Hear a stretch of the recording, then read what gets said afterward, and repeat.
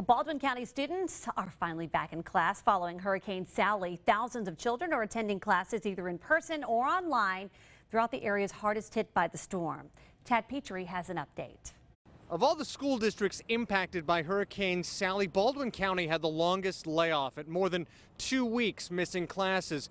But teachers, students, and staff are ready to get back at it today. A holy cow greets the kids making their way into J. Larry Newton Elementary, saying, "Holy cow, welcome back."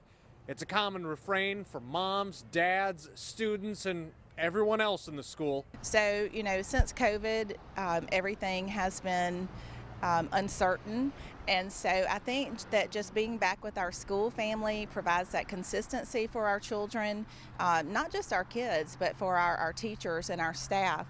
And just being able to all be back together means a lot. Despite losing several days in the classroom, the superintendent says the days don't have to be made up, but he implores students to stay on task to catch up on academics. In Fairhope, Chad Petrie, WKRG News 5.